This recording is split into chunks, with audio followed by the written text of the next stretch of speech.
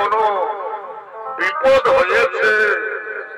না গো না, তুমি ও কথা বলো না। আমাদের সিন্ধুর কোনো বিপদ হতে পারেনি। সে আসবে, সে আমাদের কাছে জল নিয়ে আসবে, আমাদের জল খাওয়াবে, আমরা প্রাণ ফিরে পাবো। তুমি কেন না, তুমি কেন না?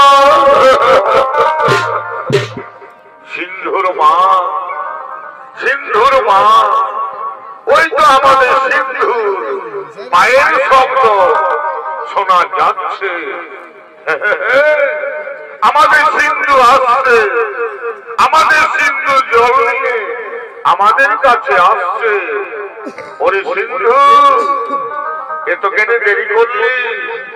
আই বাবা, তুই আমাদের কাছে তাড়াতাড়ি আয়, আমাদের জল খাওয়া, আমাদের প্রাণ বাঁচা। দে সিন্ধু, দে বাবা, আমাদের গলা শুকিয়ে গেছে। দে বাবা, তুই আর দেরি করিস না, তুই আমাদের আপনি আমাদের সিন্ধুতে এমন ভাবে আমাদের জল খাওয়াইনি, তবে কে আপনি পরিচয় দে, তা না হলে অভিশাপ দেব। মুনিব, আমি অযোধ্যার মহারাজ দশরথ, অযোধ্যার মহারাজ দশরথ আপনি এসেছে। হে রাজন, আমাদের সিন্ধুর সাথে আপনার কি দেখা হয়েছে? আমাদের সিন্ধু গেছিল ওই নদীর পাড়ে জল আনতে, তার সাথে আপনার কি দেখা হয়েছে? মুনিবর, আজ আমি মহাপাপী মুনিবর, আজ আমি মহাপাপী রাজা দশরথ। কেন রাজা, কি পাপ করেছো তুমি? আমাদের কাছে বলো, কি পাপ করেছো তুমি? মুনিবর, আপনাদের সিন্ধু ওই নদীতে জল তুলতেছিল, আমি অমৃগীর অপেক্ষা করে বসেছিলাম। আমি মনে মনে ভাবলাম হয়তো কোনো হরিণী জল পান করছে। আমি আর কাল বিলম্ব না করে আমি আমার শব্দ বেদিমান নিক্ষেপ করি, আর সেইভাবে আপনাদের সিন্ধুকে আমি হত্যা করেছি। মুনিবর, আমি হত্যা করেছি।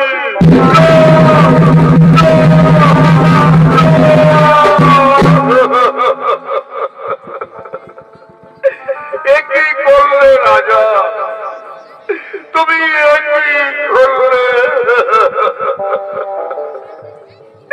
তুমি আজ অন্ধ পিতা মাতার একমাত্র সন্তানকে এই পৃথিবী থেকে কেড়ে নিলে। কে আমাদের জল খাওয়াবে? কে আমাদের পথে পথে নিয়ে ঘুরবে? কে আমাদের মুখে অন্ন তুলে দেবে?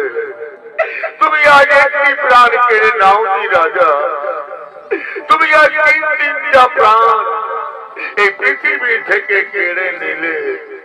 তুমি মহাপাপী রাজা, তুমি মহাপাপী, তুমি মহাপাপী।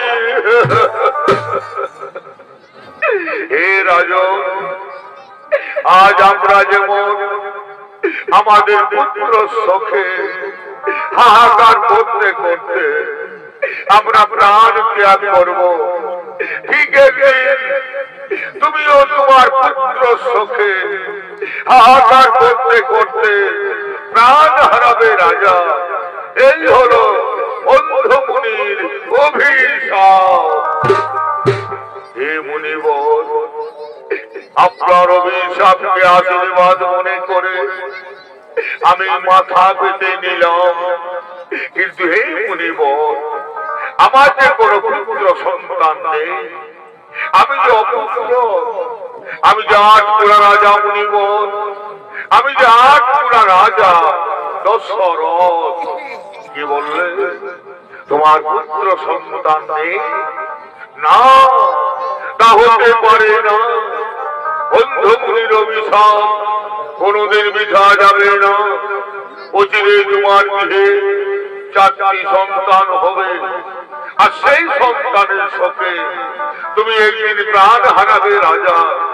এই হলো অন্ধমুনির অভিশাপ। হে রাজন, তুমি একবার আমাদের সিন্ধুর কাছে নিয়ে চলো রাজা, তুমি আমাদের সিন্ধুর কাছে নিয়ে চলো।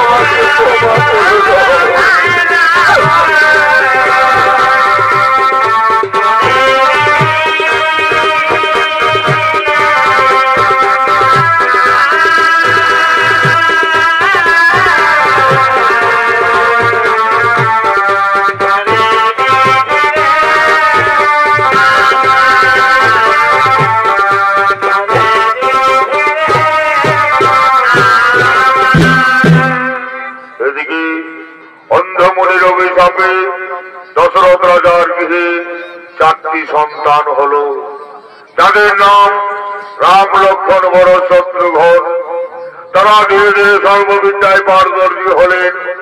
রামচন্দ্র তারকা রাক্ষসকে বধ করলেন, অযোধ্যা উদ্ধার করলেন, অর্ধন ভঙ্গ করে মা সীতাকে বিবাহ করে রামচন্দ্র অযোধ্যা রাজ দরবারে ফিরে এলেন।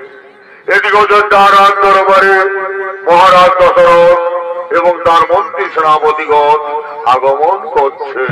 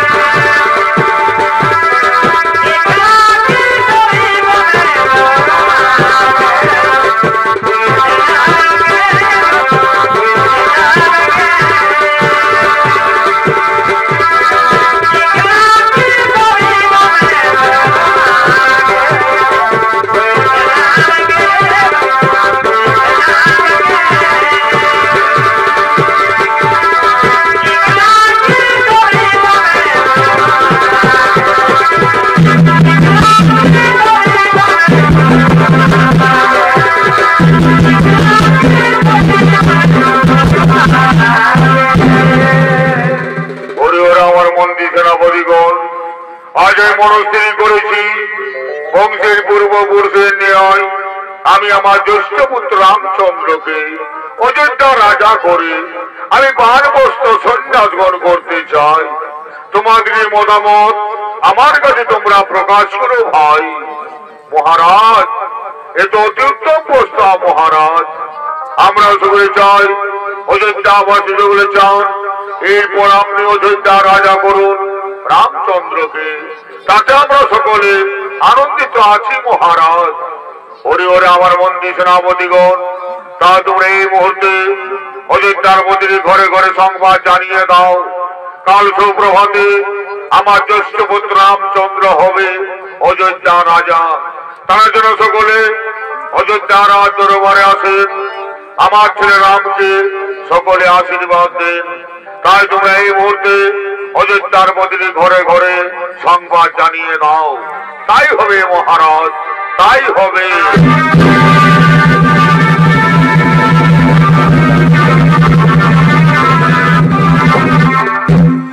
এদিকে অযোধ্যার মন্দিরে ঘরে ঘরে সংবাদ জানাতে বাদ্যকার আগমন করছে।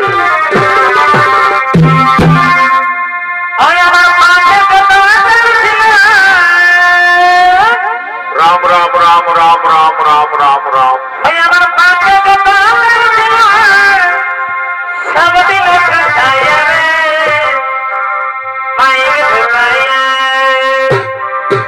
বাবলু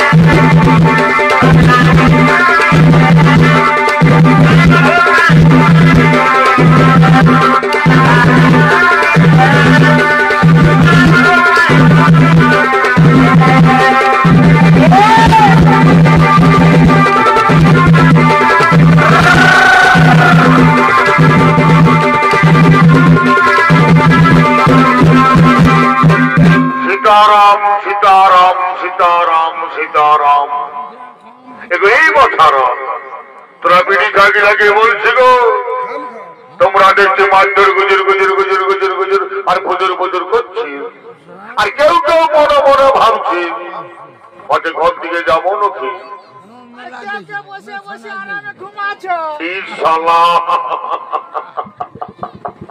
এই জন্য আমাদের পুরুলিয়ার কবি গান লিখেছে গো যে বিড়ি ছায়ের মন বুঝা বড় দায়। তো এই দাদারা তোমরা জানো তোমাদের কাছে আমি কেন এসেছি?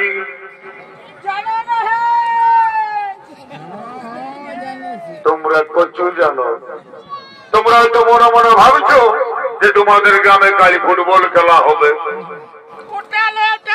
তো কোনটা পরে যেটা বলবে, কোনটা পরে যেটা বলবে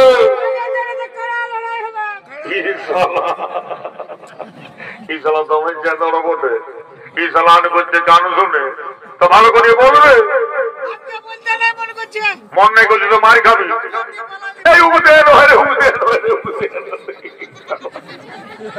ইসালাম চার চেতনের পাল্লায় পড়লি, ইসালাম মদ ন গাঁজানো দিল সে খাইছে রে, তো ভালো করে বলবে। আমার মনে ইসালাম মদ গাঁজা দিল সে খায় ডিং ডাং হয়ে সব ভুলিয়ে যায়ছে।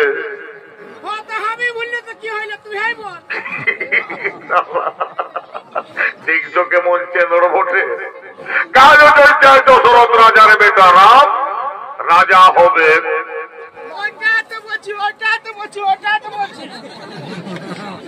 কখন বলছে? আমি যখন মনে করিয়ে দিলি তখন বলছে ওইটাই তো বলছি, ওইটাই তো বলছি, ওইটাই তো বলছি।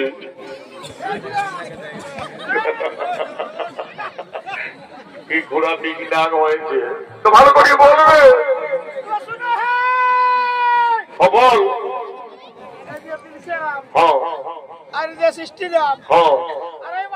অযোধ্যায় দশরথ রাজার বেটা রাম কালী রাজা হবে।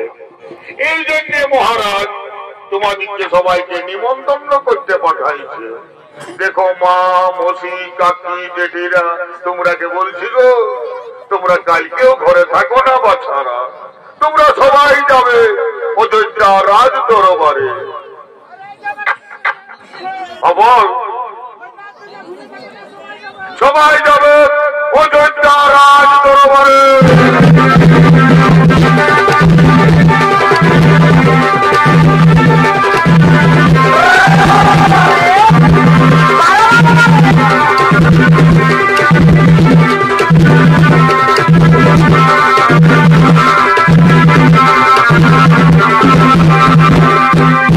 এদিকে অযোধ্যার অন্তপুরী মহারানী কইকেয়ী এবং তার দাসীগণ আগমন করছে।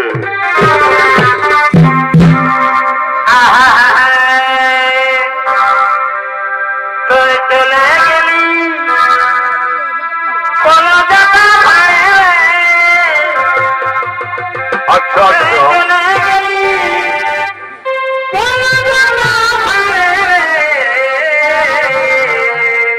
বড় ভাই আমি কালে আছাড়ে আছাড়ে আরিয়া ভাবি বাঙালি আমাকে খেপা পারা করে গেলি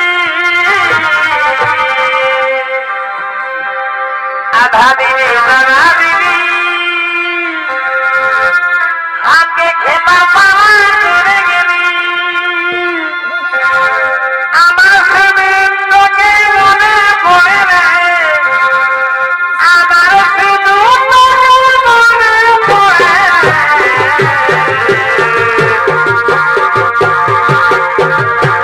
আমি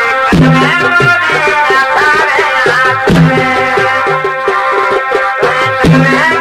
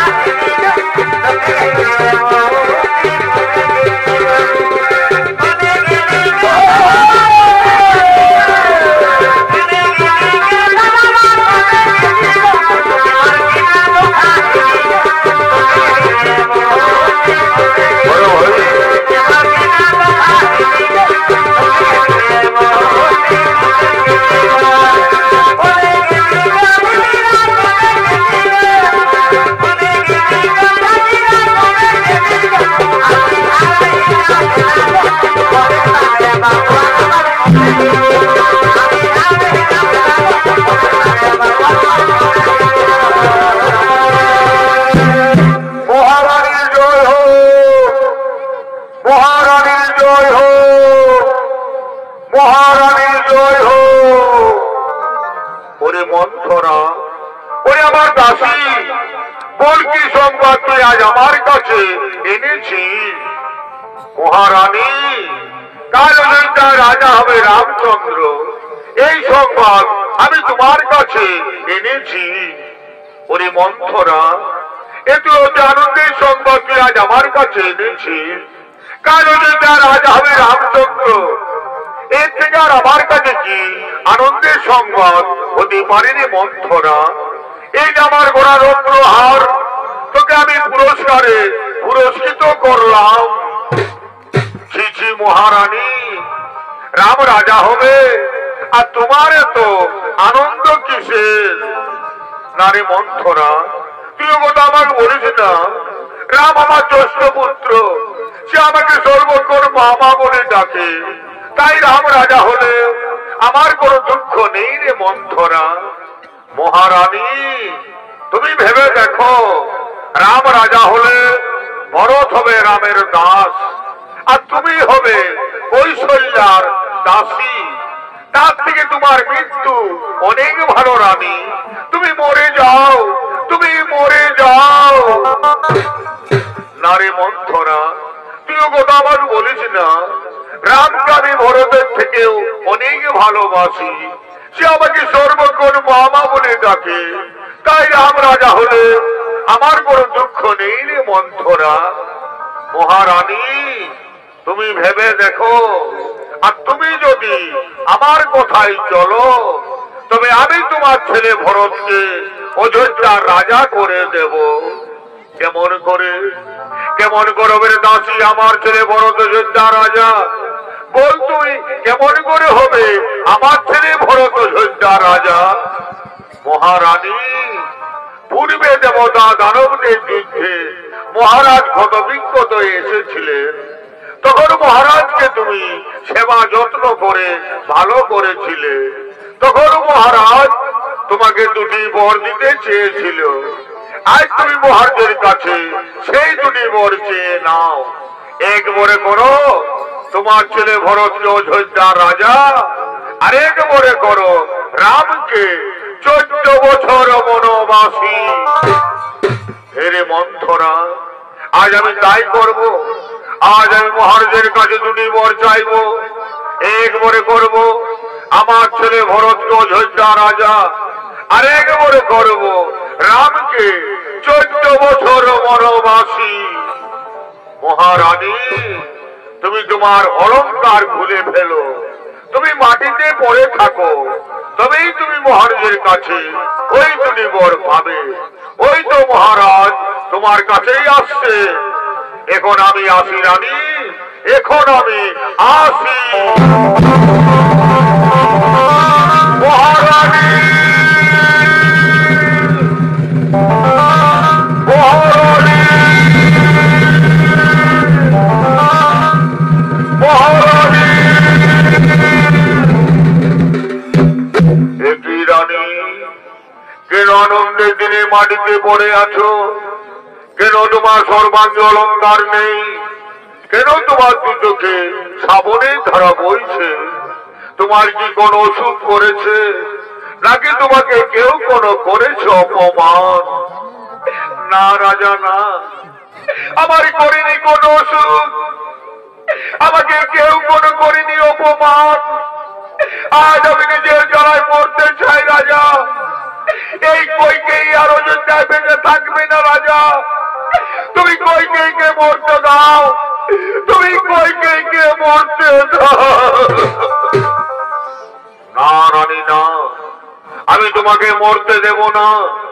তুমি আমার নয়নের মণি, তুমি আমার অন্তরের আলো, তুমি আমার সর্বশ্রেষ্ঠ রানী। আমি তোমাকে সমস্ত রানীর থেকে ভালোবাসি রানী।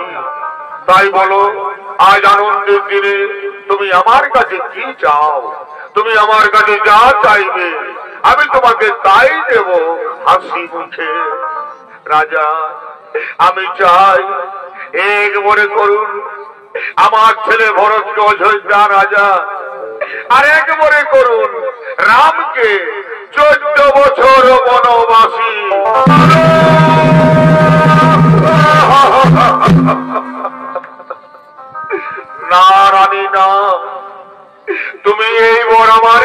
চেও না, তুমি অন্য মোর আমার কাছে চাও, তুমি অন্য মোর আমার কাছে যা চাইবে আমি তোমাকে তাই দেব, কিন্তু তুমি আমার কাছে এই মোর চেও না। না রাজা না, অন্য মোরে আমার প্রয়োজন নেই রাজা। যদি আপনি আমাকে দেবেন দুটি বর, এক মনে করুন আমার ছেলে ভরদ্বাজ হইতা রাজা, আর এক মনে করুন রামকে 14 বছর বনবাসী।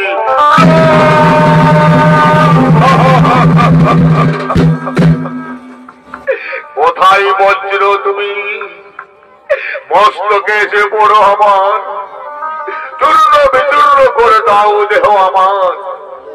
এই কথা শোনার পূর্বে আমার মৃত্যু হলো না কেন, আমার মৃত্যু হলো না কেন? রানী, আমি তোমার কথায় হয়তো ভরতকে অযোধ্যা রাজা করে দেব, কিন্তু তুমি আমার রামকে বনে দিও না রানী, তুমি আমার রামকে বনে দিও না। রাম বিনা দশরথ রাজা বাঁচবে না রানী, তাই তুমি আমার রামকে বনে দিও না, তুমি আমার রামকে বনে দিও না। পিতা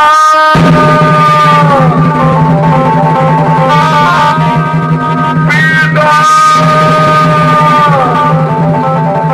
পিতা,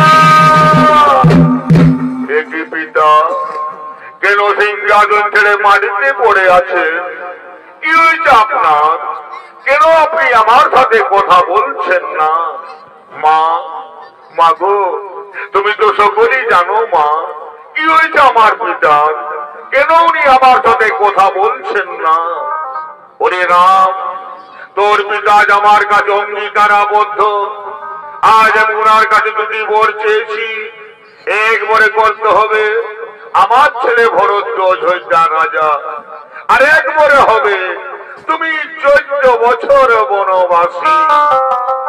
মা, এই কথা মা, এই জন্য আমার পিতা পড়ে আছেন মাটিতে। না পিতা না, উঠুন আপনি, সিংহাসন গ্রহণ করুন, ভরতকে কোন অযোধ্যা রাজা, রাম হবে 14 বছর বনবাসী। হে পিতা, আজ আমার কি পরম সৌভাগ্য যে আমি আমার পিতা মাতা ঋণ শোধ করতে আমি চলে যাব 14 বছর বনবাসে। বিদায় পিতা, বিদায় মাতা, বিদায় অযোধ্যাবাসী, তোমরা আমাকে বিদায় দাও। রাম, তুই আমাকে চলে যাস রে রাম, তুই আমাকে চলে যাস রে। বিদায় পিতা, বিদায় মাতা, বিদায় অযোধ্যাবাসী।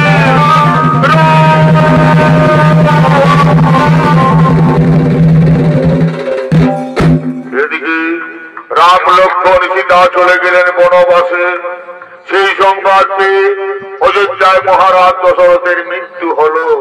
এদিকে রাম লক্ষ্মণ সীতা চিত্রকূট পর্বতে আগমন করছে।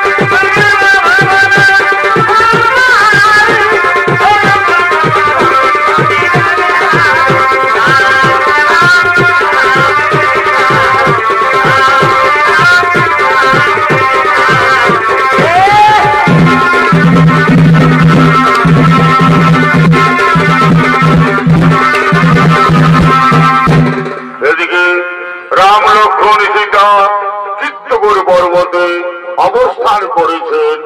এদিকে ভরত শত্রুঘ্ন চিত্রকূট পর্বতে আগমন করছে।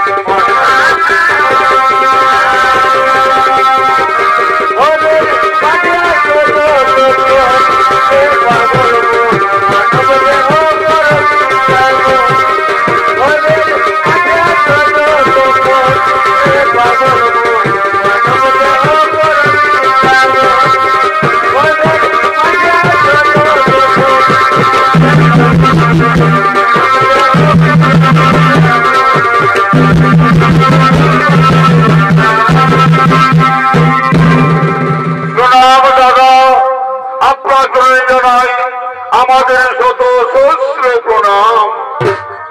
ওরে ভাই ভরত, বল কেন অযোধ্যা ছেড়ে তুই চিত্রকূট পর্বতে এসেছিস ভাই? দাদা, আপনি অযোধ্যায় শূন্যকার হয়ে গেছে দাদা। আপনি অযোধ্যায় শ্মশানে পরিণত হয়ে গেছে। তাই তো আপনার কাছে আমরা এসেছি দাদা। ওরে ভাই ভরত, বলো অযোধ্যাবাসী সকলে কুশলে আছেন তো? আমার পিতা আমার মাতারা কেমন আছেন ভাই? দাদা, ও কথা আপনি বলবেন না দাদা। আপনি চলে গেলেন বনবাসে, আর আপনার চোখে আমাদের পিতা হারাম হারাম করতে করতে তিনি চলে গেলেন স্বর্গবাসে। পিতা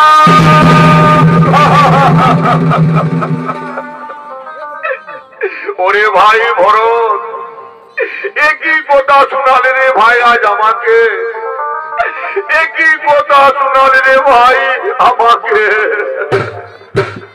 দাদা, আপনাকে নিয়ে যেতে এসেছি আমি অযোধ্যায়। আপনি আমার সাথে ফিরে চলুন, তা না হলে ভরত আপনার সামনে প্রাণ ত্যাগ করবে। না রে ভাই ভরত, তুই ও কথা আমার বলিস না। আমি যে পিতৃ সত্য পালনের জন্য 14 বছর এসেছি বনবাসে, আমি যদি অযোধ্যায় ফিরে যাই তবে সূর্য বংশের নামে কলঙ্কিত হবে। ওরে ভাই, তুই আমার আদেশে অযোধ্যায় ফিরে যা ভাই। দাদা, আপনার আদেশ আমি অমান্য করতে পারি না দাদা, কিন্তু আমি অযোধ্যায় ফিরব না, আমি ফিরব নন্দী গ্রামে। আপনার পায়ের পাদুকা আমার মস্তকে তুলে দিন, নিয়ে যাব নন্দী গ্রামে, সিংহাসনে বসাবো আপনার পাদুকা, আপনার পাদুকায় হবে রাজা, আমি কেবল উপলক্ষ মাত্র। ওরে ভাই, এই কথা, এই যে আমার পায়ের পাদুকা, দিন দাদা, দিন আমার মস্তকে তুলে আমি নিয়ে যাব নন্দী গ্রামে। দাদা, আজ ভরতের শেষ নিবেদন, আমি এক এক দিন গুনে গুনে 14 বৎসর পার করব। যেদিন 14 বৎসর পূর্ণ হবে, সেদিন যদি আপনাকে আমি না দেখি অযোধ্যায়, সেদিন আরে ভরত বেঁচে থাকবে না দাদা, সেদিন এই ভরত মরবে, তাকে কেউ রক্ষা করতে পারবে না, কেউ না, কেউ না। ওরে ভাই ভরত, আমি তোকে কথা দিলাম, যেদিন 14 বৎসর পূর্ণ হবে, সেই দিন আমি অবশ্যই ফিরব অযোধ্যায়। এবার তুই ফিরে যা ভাই। বিদায় দাদা, বিদায় দাদা, ভরত,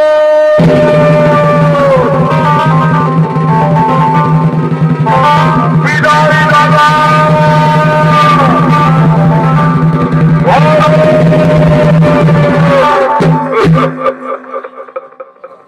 ওরে ভাই লক্ষণ, ভরত চলে গেল রে ভাই। তার কাছে আমরা জানতে পারলাম আমাদের পিতা চলে গেছেন স্বর্গবাসে, তাই তো পুত্রের কর্তব্য হলো পিতাকে পিণ্ড দান করা। ওরে ভাই, আজ আমরা ভিখারি, আজ আমরা অরণ্যের মাঝারে মুনিপতিদের কাছে গিয়ে ভিক্ষে করব, তারপর আমরা আমাদের পিতাকে পিণ্ড দান করব। সীতা, তুমি এই ফাল্গুন নদী তীরে বসে অপেক্ষা করো, আমরা এখন ভিক্ষে করে তোমার কাছে ফিরে আসবো। হে প্রভু, আপনি চলে যান ভিক্ষাকে, আমি আপনার অপেক্ষায় বসে থাকবো প্রভু।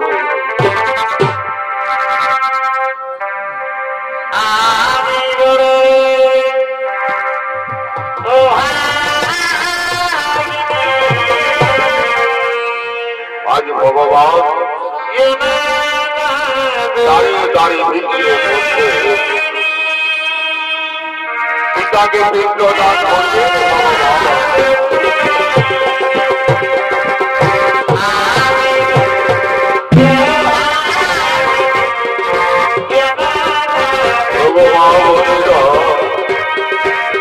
তোমরা আমাদের ভিক্ষে দাও, তোমরা আমাদের ভিক্ষে দাও, আজ আমরা আমাদের পিতাকে পিণ্ড দান করবো, তাই তোমরা আমাদের ভিক্ষে দাও। আজ ভগবান দাঁড়িয়ে দাঁড়িয়ে ভিক্ষে করছে, পিতাকে পিণ্ড দান করবেন ভগবান।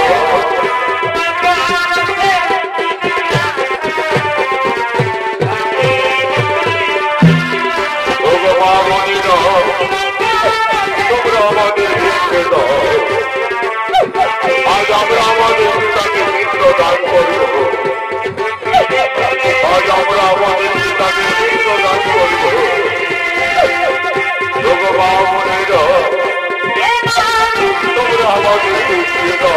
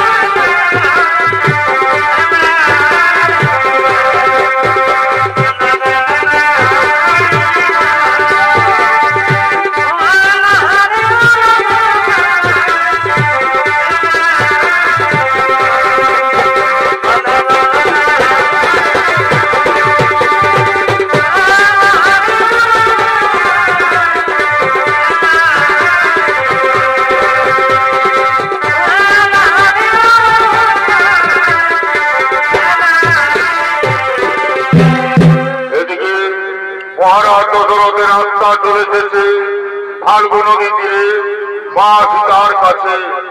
এসে নিয়ে মহারাজ মা সীতাকে বলছে, মা সীতা, মাগো আমি তোমার কাছে এসেছি মা।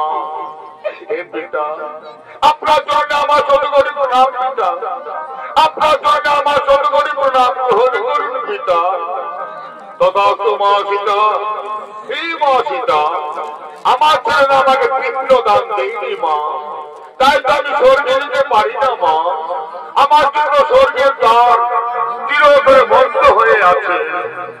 হে পিতা, আপনার ছেলেকে যে ভিক্ষে করছে, উনারা ফিরে এলেই আপনাকে পিণ্ড দান করবেন পিতা। ততক্ষণ আপনি আমার কাছে বসে অপেক্ষা করুন পিতা। না মা সীতা, না, আমার কাছে বসে থাকার বেকার সময় নেই মা। আমার যদি তাড়াতাড়ি পিণ্ড দান করা না হয়, তবে আমি কোনদিন স্বর্গে যেতে পারবো না মা। তাই হে মা সীতা, তুমি আমাকে পিণ্ড দান করো মা। হে পিতা, আজ আপনার পুত্র বধূ ভিখারিণী পিতা, আজ আপনার পুত্র বধূ ভিখারিণী। আমি আপনাকে কিসের পিণ্ড দান করবো পিতা? আমি আপনাকে কিসের পিণ্ড দান করবো পিতা? হে মা সীতা, তুমি আমাকে ফাল্গু নদী তীরে বালির পিণ্ড দান করো মা। আমি সেই বালির পিণ্ড খেয়ে এক্ষুনি চলে যাব স্বর্গবাসে। হে পিতা, হে আজ আমি তাই করবো পিতা। আজ আমি আপনাকে বালির পিণ্ড দান করবো পিতা।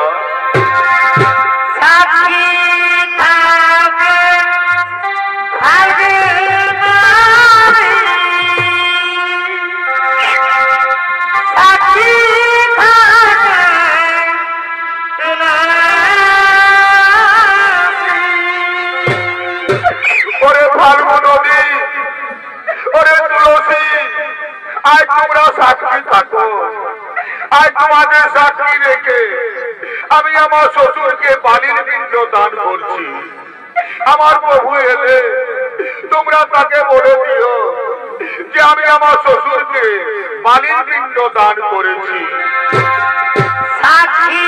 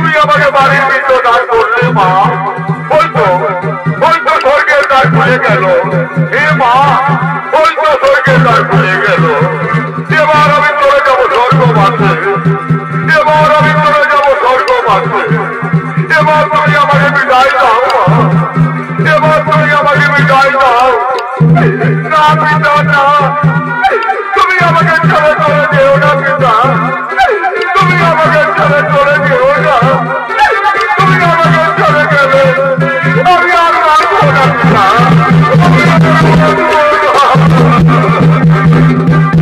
উপায় নেই মা, উপায় নেই মা সীতা, আজ আমি তোমার কাছে থাকতে পারবো না মা, আজ আমি তোমার কাছে থাকতে পারবো না। এবার তুমি আমাকে বিদায় দাও মা, এবার তুমি আমাকে বিদায় দাও।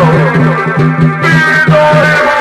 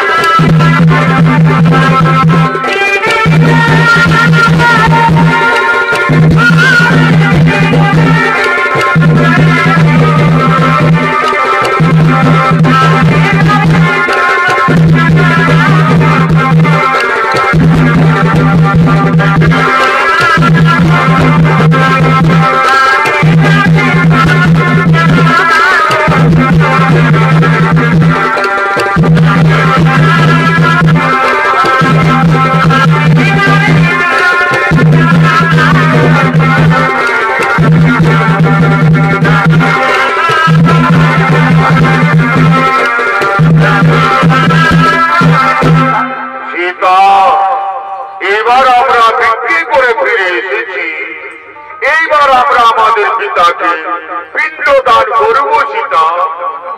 হে প্রভু, আপনি চলে গেলেন ভিক্ষা করতে, তখনই আমাদের পিতা আমার কাছে এসেছিলেন এই ফাল্গু নদীর তীরে। এসে উনি আমাকে বালির পিণ্ড চাইলেন, আমি উনাকে বালির পিণ্ড দান করলাম, আর উনি চলে গেলেন স্বর্গবাসে। সীতা, কেন তুমি আমার কাছে মিথ্যার কথা বলছো? আমার পিতা তো এইখানে আসতে পারেননি সীতা।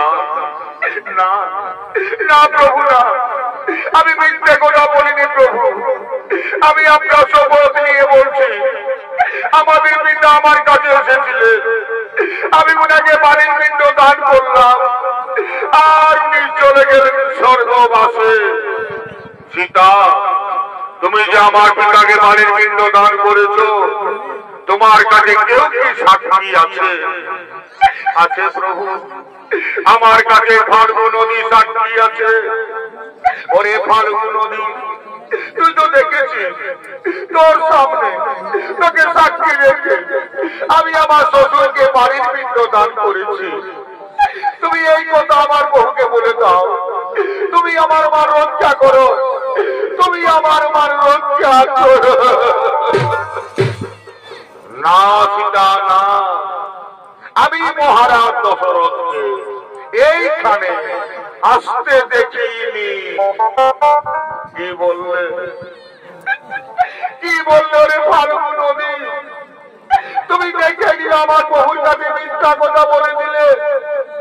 ওরে ফাল্গু নদী, আজ আমি তোমাকে অভিশাপ দেব, তোর তোর মন্দির উপরে বইবে না, তুই অনন্ত শিলা, তুই কুকুর শিকার পার হবে, এই আমার অভিশাপ তোমাকে। বলো সীতা, আর কে সাক্ষী আছে তোমার কাছে? আছে প্রভু, আমার কাছে শিমল বৃক্ষ সাক্ষী আছে। ওরে শিমল বৃক্ষ, তুই তো দেখেছিস তোর সামনে, তোকে সাক্ষী রেখে আমি আমার শ্বশুরকে বালির পিণ্ড দান করেছি। তুমি এই কথা আমার পক্ষে বলে দাও, তুমি আমার মান রক্ষা করো, তুমি আমার মান রক্ষা করো। না সীতা, না, আমি মহারাজ দশরথকে এইখানে আসতে দেখিনি। কি বললে, কি বললো রে শিমল বৃক্ষ? তুমিও দেখে আমার বহুর কাছে মিথ্যা কথা বলে দিলে। ওরে শিমল মিত্র, আজ আমি তোমাকে অভিশাপ দেব। তোর ফুলে সুগন্ধ থাকবে না, তোর ফুলে দেবতাদের পূজায় কোনোদিন লাগবে না। এই আমার অভিশাপ তোমাকে। বলো সীতা, আর কে সাক্ষী আছে তোমার কাছে? আছে প্রভু, আমার কাছে মা তুলসী সাক্ষী আছে। মা গো, তুমি তো দেখেছো মা, তোমার সামনে তোমাকে সাক্ষী রেখে আমি আমার শ্বশুরকে বাড়ির পিণ্ড দান করেছি। তুমি এই কথা আমার বহুকে বলে দাও। তুমি আমার মা রক্ষা করো, তুমি আমার মা রক্ষা করো। না সীতা না, আমি মহারাজ দশরথকে এইখানে আসতে দেখিনি।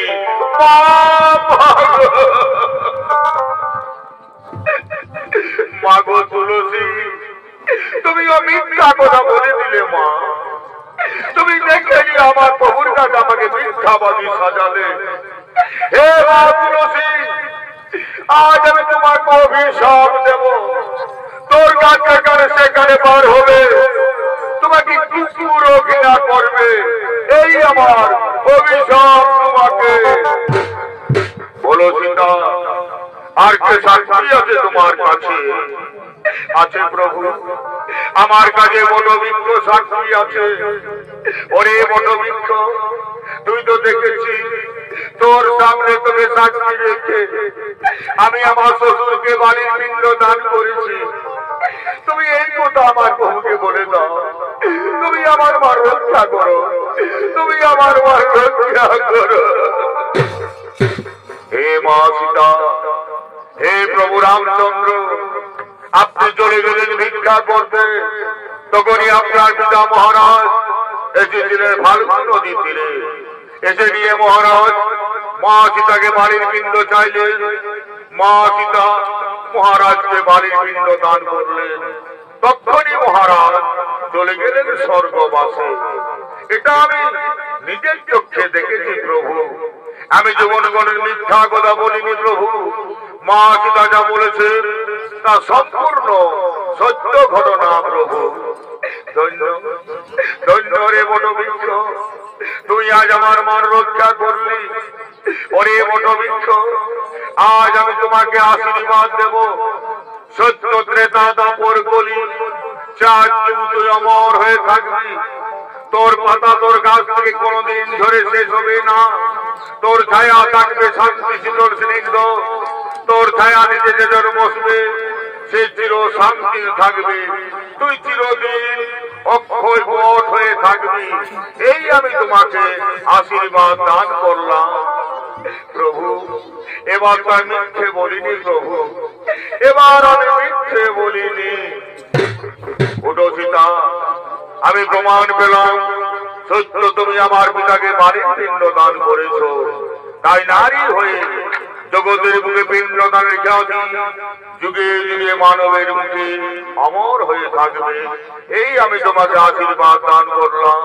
শুনো সীতা, শুনো ভাই লক্ষ্মণ, এইবার আমরা চিত্তপুর পর্বত ছেড়ে চলে যাব পঞ্চবতী বনে। আজ দুহাত তুলে বলবে কৃষ্ণা, রাধে রাধে বলতে হবে সকল ভরসা। সীতারাম সীতারাম। আজ দুহাত তুলে বলবে কৃষ্ণা, বলতে হবে সকল ভরসা। আজ বেমানকে বাহু তুলে, আজ বেমানকে বাহু তুলে না করে পথে পথে। আজ বেমানকে বাহু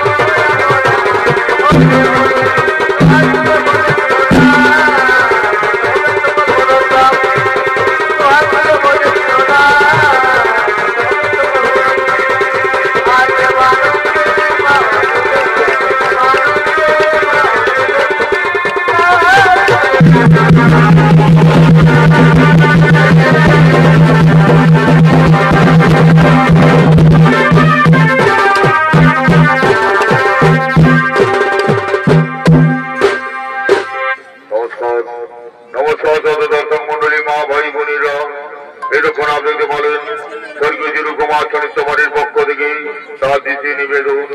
সেই কলাখানে নাম রাখা হয়েছিল মা সীতার বাড়ির বৃন্দাবন। দশরথ রাজা স্বর্গে গমন। কলাখানি এখানে সমাপ্ত হল।